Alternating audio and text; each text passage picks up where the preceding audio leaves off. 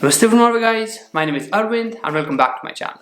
So guys, a lot of you asked me that how did I manage to do a full-time job while I was a student? First of all, how did I find it? And was it legal to do a full-time job as a student? So I'm going to share my full story and my experience about how I managed to do a full-time job as a student in Norway. If you are interested to know it, then please watch this video till the end. And yes, I would also like to mention this, that a lot of people want to talk to us and they want to get their doubts clarified. But guys, if you want to talk to me, I would like to say that please go and click this join button, and then you can get our WhatsApp number and then you can talk to me personally if you want to get your doubts to be clarified. Okay, see you soon.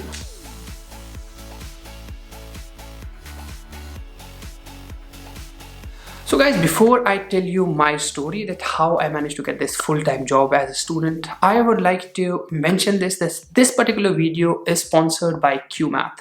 Now, what is CueMath? Please give me 90 seconds to explain it. So CueMath is an online platform where you or your children, they can learn mathematics from grade 1 to grade 10.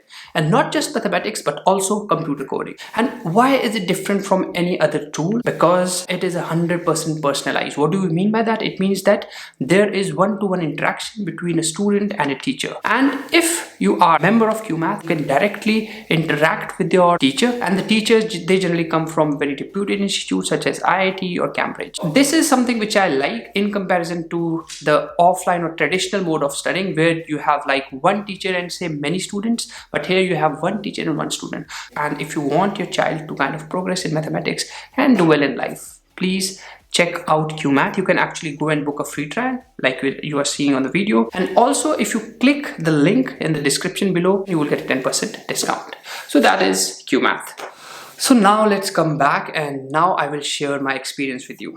So see guys, as most of you know, I came to Norway to pursue my master's in offshore and marine technology from University of Stavanger in 2012.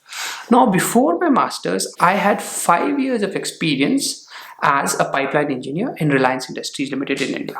Okay, so the moment I came to Norway, one of my friends who was also with me in Reliance initially, and he had moved to Stavanger, I think 2 years before me. So he told me that, okay, the first thing which you should do if you are seeking a job in Norway, make a CV which is maximum of 2 pages. So a 2-pager CV, right? And then put it on fin.no.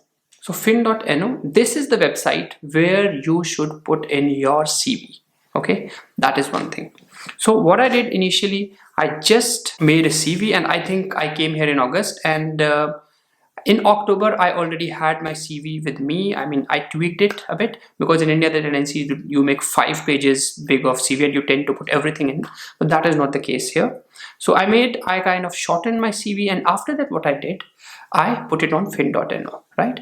And then, okay, everything was set for me. And the second thing which my friends recommended, that there are certain, I would say, consultancies or such certain companies which will help you to get a job in here, right? And few of them are, one is Kelly Services, right, as you can see in the screen, and another is Randstad Engineering, right? And likewise, I know one more, that is NES Global Talent. So these are also the few where you can actually go onto the website and put in your CV.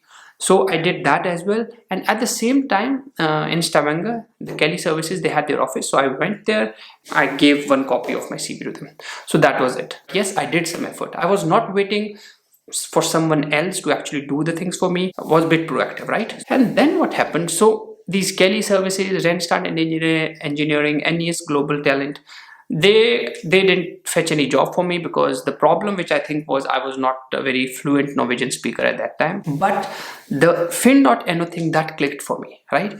And I received a message on fin.no. And the message was that we like your CV and we have a job which matches your description, so we would like to interview you, right? And then the things turned up. So I was still a student, I was studying, I was on a student visa. Remember that I came to Norway on a student visa, and on student visa you can only work part-time, which is 20 hours per week, right? And on holidays you can work for more. But I didn't do any part-time job, I was more focused on studies, right? So then I think it was in November that I received this message and I was called for an interview, and I came to Oslo for the first time, and I was interviewed, right? So I think 2 or 3 rounds of interview took place, and it was like a 1 month process for this. Everything was set and done, and I still remember the date. I think it was 3rd of December or 4th of December that I actually received my offer letter. And I was like seeing the salary, I was like, oh my god. And I told this thing to my friends that I have secured a job in Norway and my salary is this, and my friends were like, ho hi nahi sakta. Oh, it's not possible that you are earning that much. But okay, that is a different story. But friends are like that. They like to pull the leg, right? So till now, now understand this clear distinction. So I got offer, like a contract from a company stating that it is 100% job. This is his salary. These are his duties. Then what is the next step? So you can't generally, just based upon this, if you get a contract, you can't work, right? I'm legally not allowed to work because I'm still on student visa. Then what I did was, it was I think in January, that with that contract, with that job offer, I filled up a skilled worker permit form on UDI and applied for that, right? So then I applied for that. And what are the requirements for that? One is definitely you should have a job contract, and another is that there is one form which has to be filled by your employer so that they kind of know that it is a legal job, right? And then I filled this. I had an appointment at the immigration office. It took almost 6 weeks that I received my skilled worker permit, right? And when I received my skilled worker permit, only after that I was allowed to work. So, and I still remember the dates, I think it was 25th of February that I started to work as a full-time employee in one of the companies in Stavanger, right, as a subsea pipeline engineer. So, but what scenario changed, how the scenario changed was that my student visa, so UDI now knows, right, that this guy is not on a student visa anymore. He is now on a skilled worker permit, right?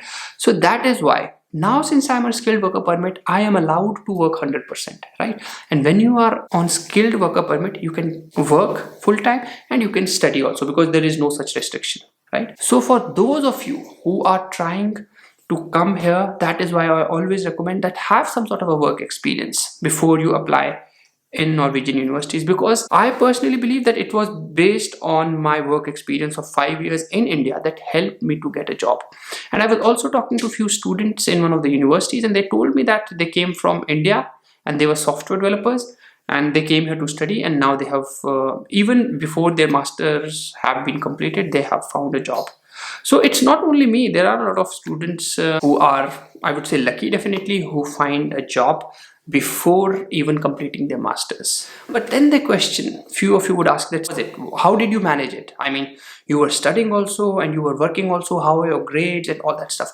So my grades, first of all, I'll tell you, my grades were, I am satisfied with what I had. So definitely I had an average B in master thesis and average B in whole of the courses, because that is why I was able to apply for PhD, because that is a requirement, right? So I'm not going to reveal my exact grades, because then you would think I'm showing off, and I don't like to show off. And in Norwegian there is this saying which one of my colleagues have just told me. Actually, it's called høye pepper, which means very arrogant. So I don't like to be that. Okay, going ahead. So the point was, first of all, why I was able to manage a decent score while I was working full-time. I'll tell you this, okay?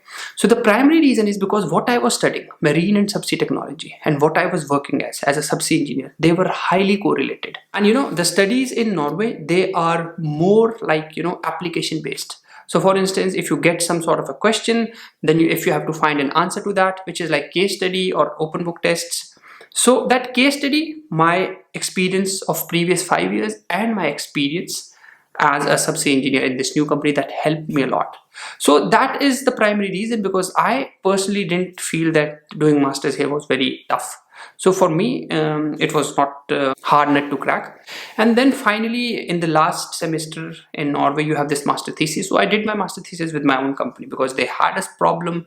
So we discussed this, that, okay, I am doing my master thesis, and do you have any problem? And they were very happy. But one thing what I want to mention is that when you are working as a full-time, right, with a company, So if you plan to study full-time in any other university, you must tell your manager. So my manager knew about it. There was no falsification, there was no deceit, there was no lie in my entire 1.5 years of studying and working full-time. So the manager said, and that is what I told them in the interview, that you know that I am a full-time student, right? And I would like to pursue my master's. So they said, yeah, that's totally fine for us, because we think that it will be an asset to our company, because you have 5 years experience, and on the top of that you are working or you are studying as well. So you would definitely bring something into the company.